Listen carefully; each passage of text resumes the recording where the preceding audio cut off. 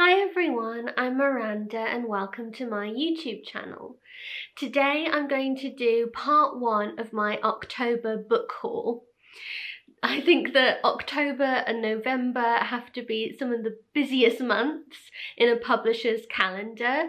There are so many books that come out in the sort of pre-Christmas release, and I've had some really wonderful books this year. I've had a especially good book month because it was my birthday at the start of October, but I'm not going to repeat my birthday book haul in these videos because I did a separate video which I'll link to down below if you want to check out the books that I got for my birthday.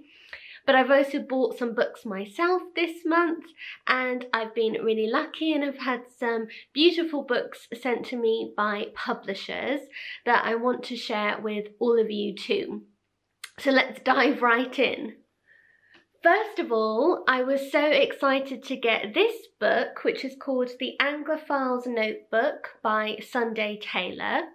And Sunday Taylor is actually a friend of mine. I got to know her through blogging a few years ago, and I met Sunday when she came from California to London when I was living in London. And I remember at that time she told me that she was working on a book, so I'm so excited to now have her book in my hands. Sunday very kindly sent me a copy and I can't wait to read it. It sounds just my sort of cup of tea. It says, Claire Easton is a writer and magazine editor living in Los Angeles, married to a successful music producer, Ben Roden. As Ben is about to leave on a 3-month music tour in Australia, Claire travels to England to research a book on her favourite author, Charlotte Bronte. It says, the Anglophile's Notebook will whisk the reader away to literary London and the beautifully wild countryside of Yorkshire, home to the Bronte sisters.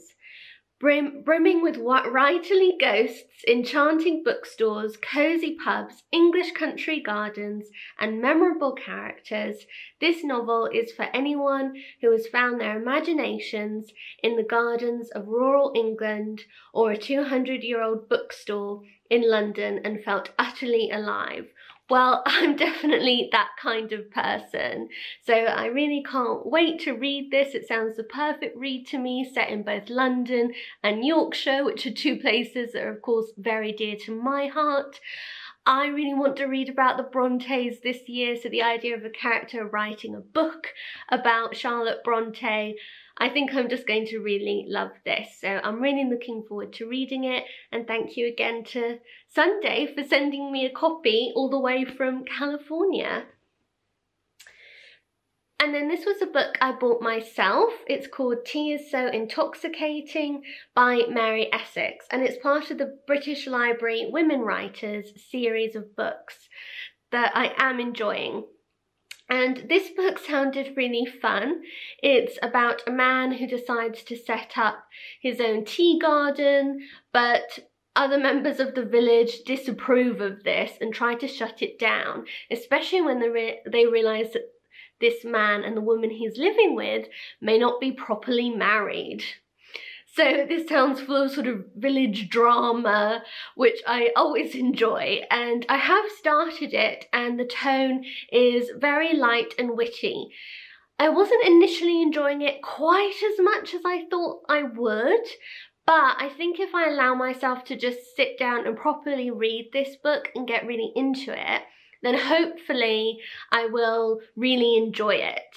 And it definitely is quite a funny read so far, so I'm hoping this will be one that I like because I couldn't resist the title and the premise sounds like something I would enjoy too. So I'm hoping as I read it more, I'll get a bit more into the writing style.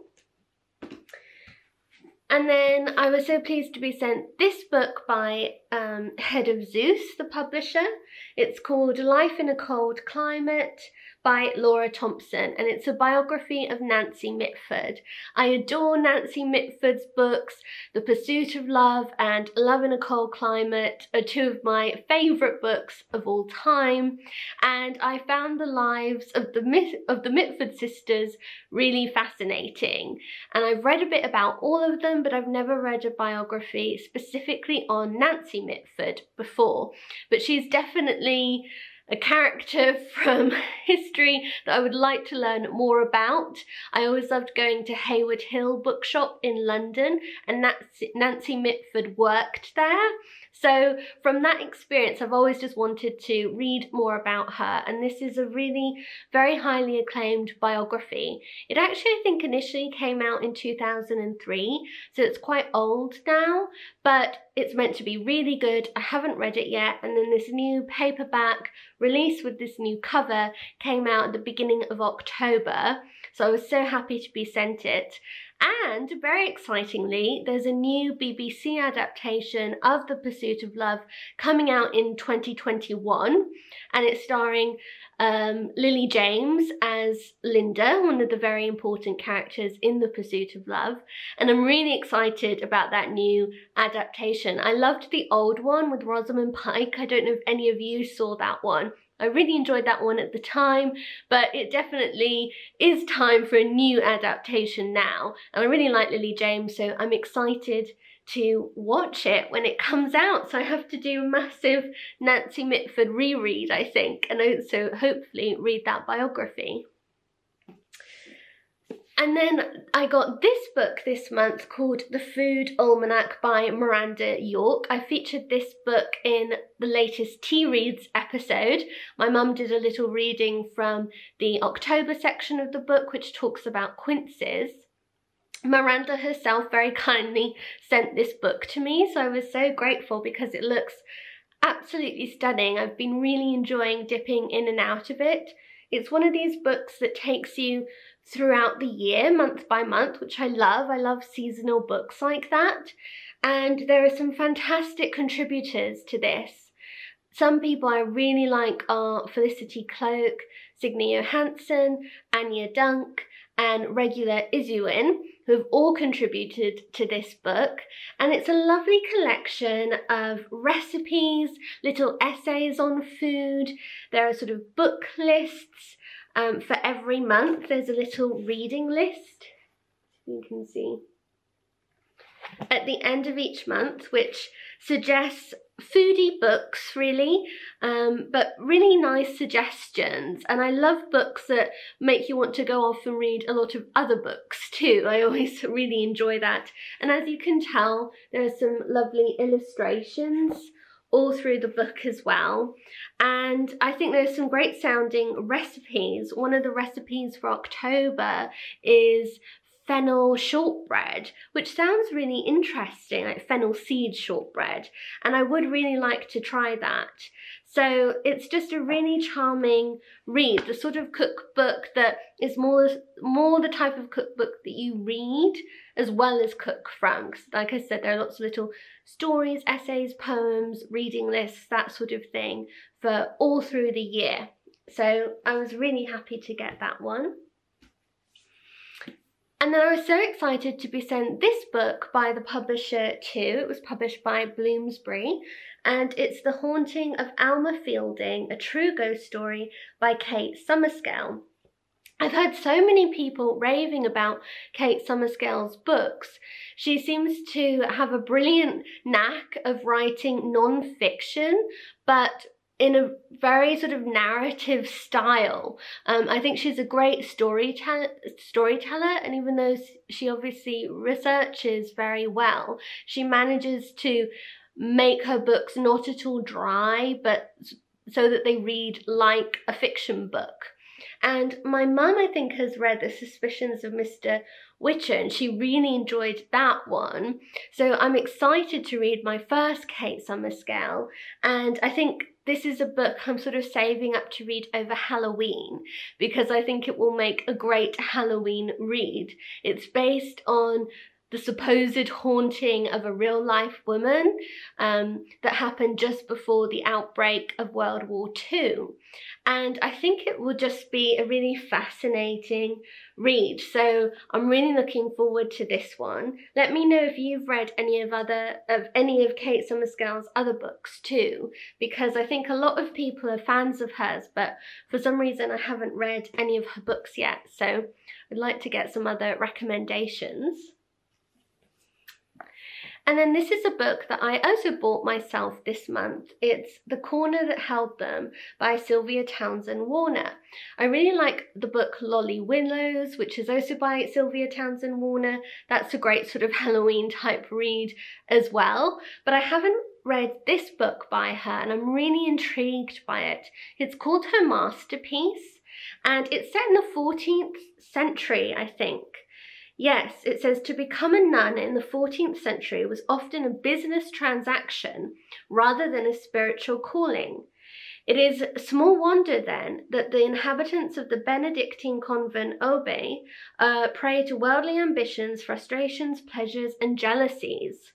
An outbreak of the Black Death, the collapse of the convent spire and a nun's disappearance are the dramas that strike this cloistered community, brought vividly to life in Sylvia Townsend Warner's Masterpiece.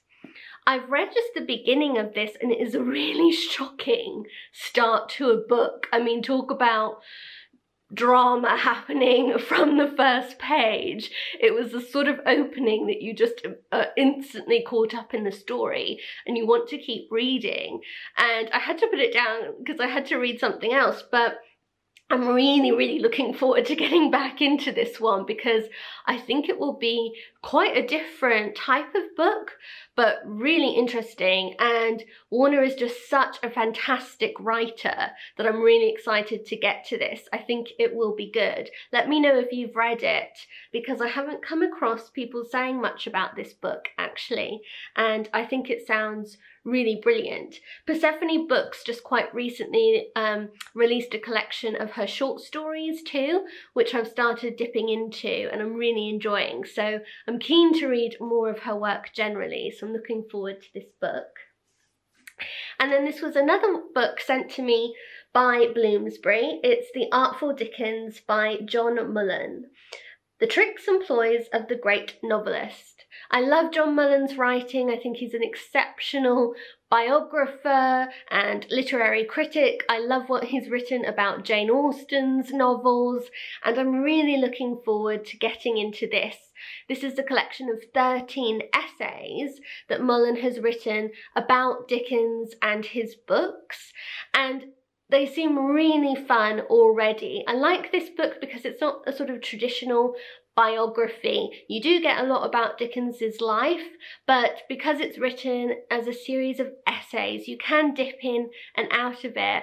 And much of it is also about Dickens's actual style of writing, his art of writing, how he crafted his characters and plots and things like that. And Mullen has a bit of a irreverent style of approaching his subject matter, which I actually really enjoy. I think he's such an entertaining writer. So I'm really excited to be reading this sort of in the run up to Christmas generally, because I think it's the sort of book that I'll laugh over and really enjoy.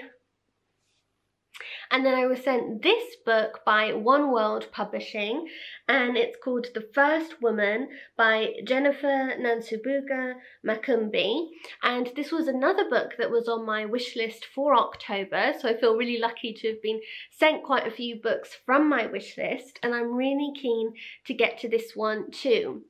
It's set in the 1970s in Uganda, and it's meant to be a real coming-of-age type story that mixes Ugandan folklore and history with a very sort of feminist perspective.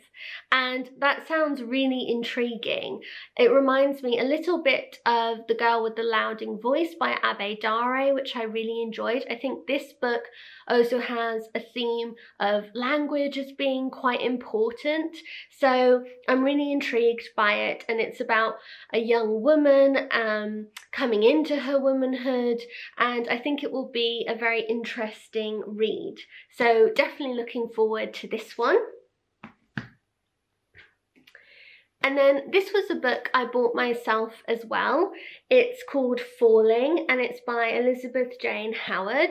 I love Elizabeth Jane Howard's books, the Cazalet Chronicles. Those books are the ones she's most famous for, and they're very well known. But I haven't read any of her other standalone books, so I'm really looking forward to starting to read some of those. Falling starts out in the autumn, so I thought it would make a good autumn-winter read, and so far it really is, because it also is a little bit of a creepy story. I'm reading it at the moment. It's one of the books I've kind of got on the go right now, and I'm really gripped already. And apparently this experience is a bit biographical as well. Apparently Elizabeth Jane Howard sort of fell in love with a conman at one point, and that this story is partly based on that experience, which in some ways I think makes it even creepier. This is told from two people's perspective.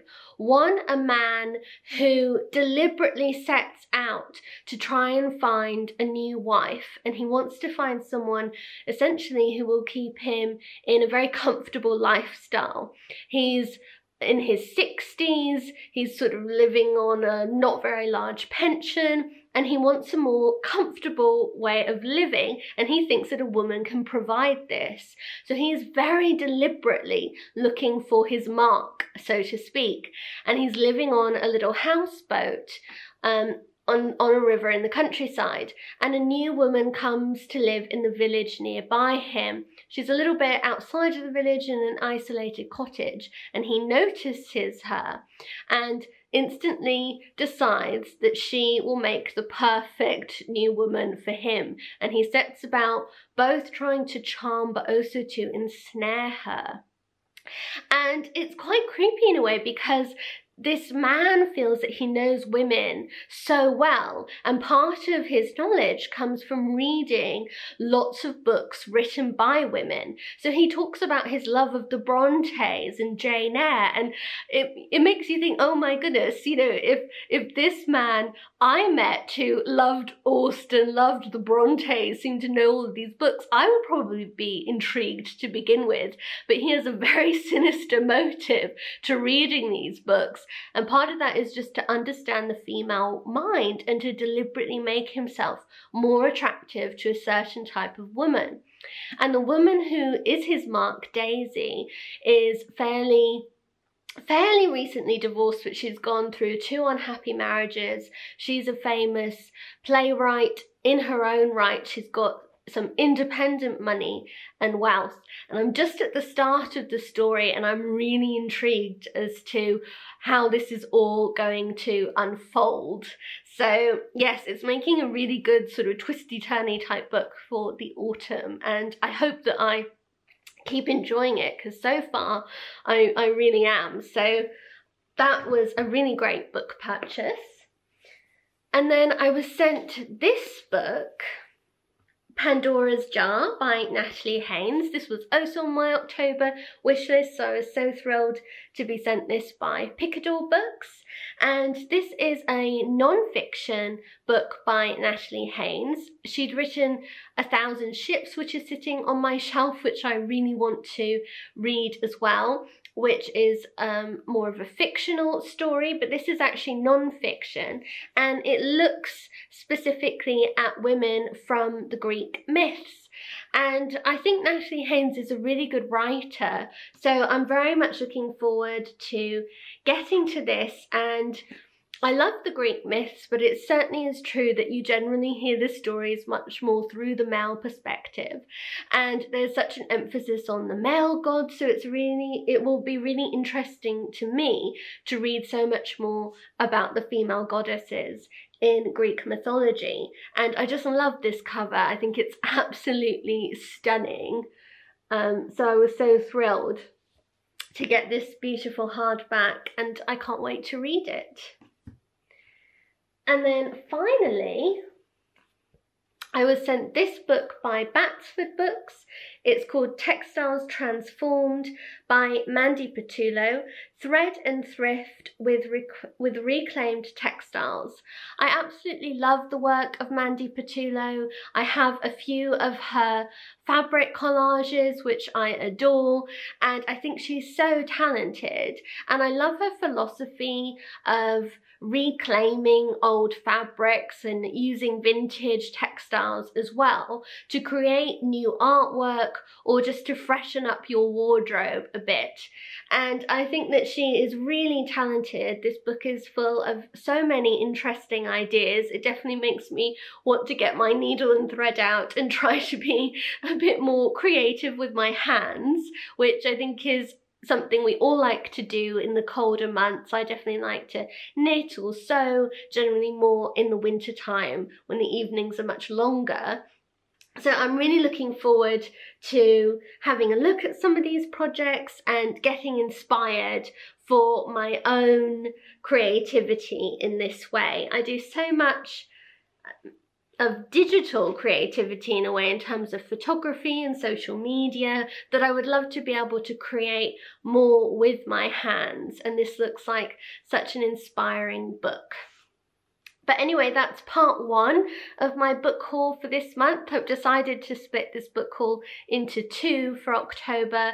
Like I said, just because it's such a busy time of year with so many amazing books coming out, that I thought it would be best to break it into two book hauls for October. But let me know what books you've been getting this month. Do any of these books take your eye? I'd really love to know. I hope you've been having a wonderful weekend. Give this video a thumbs up if you enjoyed it, and don't forget to subscribe to my channel, which you can do by clicking on my face that pops up around here. I'll be back again on Tuesday with the book club episode. My mum will be joining me and we'll be discussing Affinity by Sarah Waters. So I'll see you again then. Bye!